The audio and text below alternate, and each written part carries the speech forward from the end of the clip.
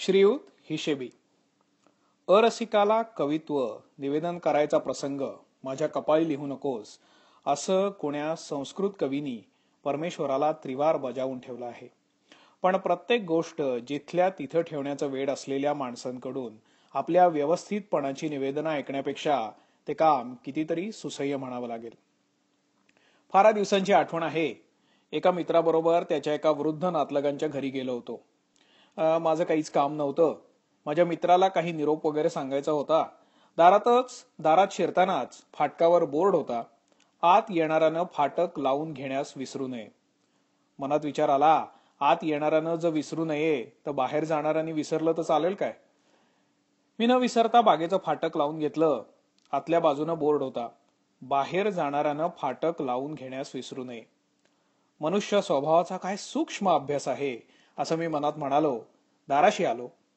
वर्दी देण्याच्या घंटीखालीच एक चिठ्ठी चिकटवलेली होती. घंटी एकदाच वाजवावी. माझ्या मित्रानं घंटी एकदाच वाजवली. काही वेळानं दार उघडलं गेलं आणि एका नोकरानं दार उघडलं. मी पाय पुसण्यावर इथे प्रथम उजवा आणि नंतर डावा पाय पुसावा अशी कुठे काही पाटी आहे की काय हे पाहत पाय पुसले.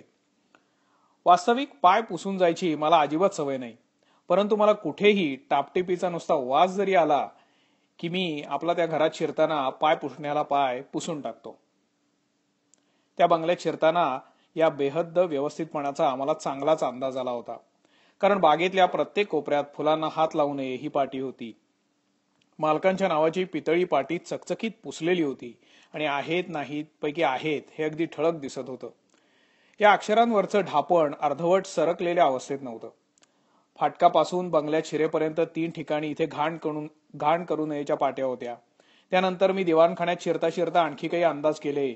उदाहरणार्थ, दिवाणखान्यातल्या पुस्तकांच्या कपाटावर ही पुस्तके वाचावयाला मागू नये अशी पाटी आहे की नाही ते पाहिलं. ती होती. दारा खिडक्यांना डास शिरू नयेत म्हणून जाळ्या मारलेल्या होत्या. भिंतीवरच्या फोटोवर ते केव्हा आणि कुठे काढले गेले याच्या तारखा होत्या आणि वर्तमानपत्रावर मालकाचं नाव ठेवून ठिकठिकाणी तांबड्या पेन्सिलीनी खुणा केलेल्या होत्या. वास्तविक या गोष्टींचा मला आधी अंदाज आला असता तर मी त्या दिशेला फिरकलोही नसतो. पण बाहेर मित्र भेटला. त्यांनी चहा प्यायला चलायचा आग्रह केला आणि त्यानं जरा या म्हाताऱ्याला एक निरोप सांगून लगेच सटकू असंही म्हटलं. म्हणून मग मी त्याच्याबरोबर त्या बेतशुद्ध बंगल्यात शिरलो. मालक येईपर्यंत त्याच्या चेहऱ्याचा अंदाज करत बसलो. बहुधा असली माणसं काटकोळी असतात, गाल खप्पड हवेत, त्याशिवाय स्वभावाच्या खडूसपणाला थार येत नाही. कपाळ हे आठ्यांसाठी घडवलेलं इंद्रिय आहे हा असल्या मंडळींचा त्याच्यावर ठाम विश्वास असतो. हसणं ही क्रिया या जगात का घडावी यांची त्यांना विवंचना असते. बहुधा जुना शर्ट त्याची कॉलर कापून आणि लांब हाताचे अर्धे हात करून घरात चालण्यासाठी म्हणून वावरण्याची प्रवृत्ती असते. वयपरत्वे यात फरक पडतो, परंतु 60च्या पुढला प्रकार असला आणि विधुरावस्था असली तर पायात खडावा घालायची विशेष प्रवृत्ती असते.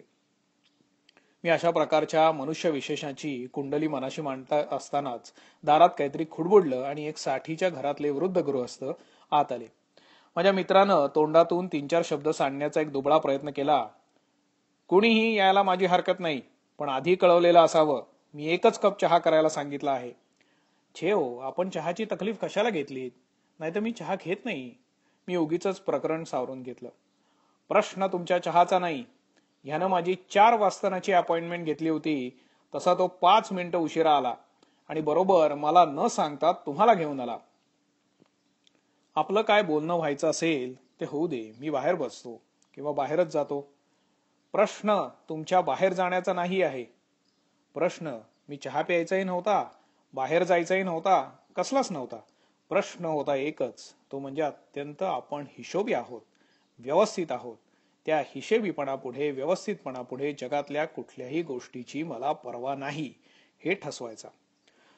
पुढली 15-20 मिनिटं मी माझ्या आयुष्यातली एखाद्याचा गळा दाबून तिथल्या तिथे मुर्दा पाडून टाकायची अनिवार्य इच्छा दाबून टाकण्याच्या प्रयत्नांची शिकस्त करण्यात गेली. तो म्हातारा माझं असं आहे, मी म्हणजे असा, मी असं केलं, मी करून नुसता छळत होता. मला गैरहिशेबी कारभार अजिबात आवडत नाही. तुम्ही मला विचारा की 1923 साली 11 वाजता मी सकाळी काय करत होतो. मी 2 मिनिटाच्या आत सांगू शकतो. तिथं या माणसाची पाठ मला कशी सडकता येईल याचा विचार मी माझ्या मनात करत होतो. मी तो एका केविलवाण्या स्मिताखाली दडपून गप्प बसलो. गप्प बसू नका, विचारा. हो हो हो हो हो नकोय, मला मला प्रश्न हवाय. मी नाईलाजानं त्यांना प्रश्न विचारला. म्हातारा एकदम एका कपाटापाशी गेला. त्यातून त्यांनी एक डायरी काढली. टेबलावर ओला स्पंज होता. त्यांनी त्या डायरीची पानं उलटली आणि वाचून दाखवलं. 11 जून 1923 आदल्या दिवशी म्हणजे 10 तारखेला विट्याहून आष्ट्याला बदली जायचा हुकूम आला होता. सब रजिस्ट्रार होतो. 11 वाजता बैलगाडीवाल्यापाशी विट्याहून आष्ट्याला सामान न्यायचं मी दर ठरवत होतो. काय, मी मनात म्हणत होतो, या बैलगाडीला ह्यालाच जोडायची परमेश्वरांनी योजना केली असती तर काय बिघडलं असतं. बऱ्याच लोकांची हिशोबीपणाची म्हणजे पैशाचा हिशोबीपणा अशी कल्पना असते. प्रत्यक्षात पैशाचा हिशोबीपणा हा हिशोबी स्वभावातला एक अत्यंत गौण तपशील आहे. चिक्कू माणसाच्या स्वभावाची चेष्टा तरी करता येते. ही माणसं आपला हिशोबीपणा लपवण्याची पराकाष्ठा करतात. आमचा रुपये आणि पै न्याहाळत बसणारा एक मित्र आम्हाला आज कित्येक वर्ष हॉटेलात नेऊन मनसोक्त खायला घालणार आहे. आम्ही जवळजवळ रोज त्याची या विषयावरून चेष्टा करतो. पण तो ज्या दिवशी आम्हाला पार्टी देईल त्या दिवशी आमचा आनंद नष्ट होणार आहे. आम्हाला त्याचा चिक्कूपणा उघड करण्यात जो आनंद आहे तो त्याला पैसे खर्च करायला लावण्यातही नाही. आमचा हा चिक्कू मित्र पैशात हिशोबी, पण गाण्याच्या बैठकीला गेला तर पहाटे 6 पर्यंत हलणार नाही. रात्री अपरात्री भटकायला हजर. त्याच्या बंगल्याला फाटकच नाही. हिशेबी म्हणून ज्याला मी म्हणतो तो हा नमुना नव्हे. या हिशेबी लोकांचा खाक्याच निराळा.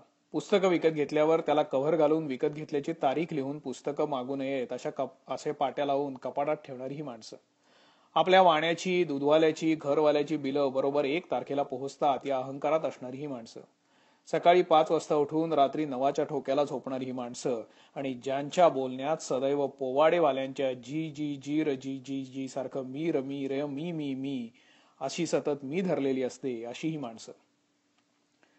घड्याळाचे जे गुलाम आहेत, ज्यांच्या जेवणाशी भुकेचा संबंध नसतो आणि पिण्याशी तहानेचा संबंध नसतो, जे सकाळी 10 ही जेवायची वेळ समजतात आणि कुठल्याशा आहारशास्त्राच्या चोपड्याच्या आधारानं जे नाकातून पाणी पितात, ज्यांच्या बगीच्यातल्या फुलांनी कुटुंबातल्या लेकी सुनांच्या वेण्या सजत नाहीत, जे गुलाबाचा फक्त गुलकंदच करतात, दारीचा मोगळा माळ्याला विकतात, ते हे महाभाग.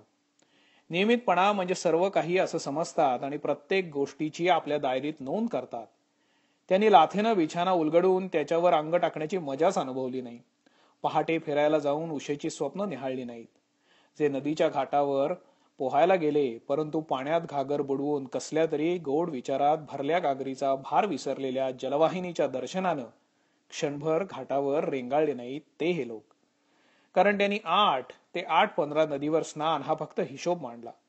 ही माणसं नियमितपणानं सर्व काही करतात, गाण्याला जातात. बहुधा संध्याकाळी गाणं असलं तर घरी आल्यावर वहीत मांडून ठेवतात, आज भीमपलास, पुरिया आणि यमन ऐकला. गवयाचं नाव अमुक अमुक, गायनाचं स्थळ अमुक अमुक. झोपण्यापूर्वी 30 मिनिटं वाचनही करतात आणि साहित्याच्या आनंदात डुंबण्याऐवजी वहीत लिहितात, आजचं वाचन पान 50. असली माणसं आपल्या पत्नीशी प्रेमालाप कसा करत असतील हे जाणून घ्यायची मला उगीच उत्कंठ आहे. बहुधा ते बायकोला सांगत असतील, आजची वांग्याची भाजी तू 6 जूनला केलेल्या भाजीहून अर्धा चमचा मिठानं आळणी झाली होती. कोशिंबीर चांगली होती, त्यात दह्याचं प्रमाण उत्तम होतं. आज संध्याकाळी तुम्ही नेसलं होतं ते 9 एप्रिलला घेतलेलं पातळ तुम्हाला आता नेसला आहात त्या पातळाहून अधिक भर दिसतं. जाऊ दे, हा संवाद लांबवण्यात अर्थ नाही, कारण रसिकतेची कमाल मर्यादा गाठणं एक वेळ शक्य आहे, पण हिशेबीपणाचा ताळा लावणं अत्यंत अवघड. असल्या माणसांना मी भयंकर भीतो. माझी सगळी शक्ती जणू काय नष्ट होते. कधी वाटतं या माणसांचा सणसणीत अपमान करावा, पण जमत नाही.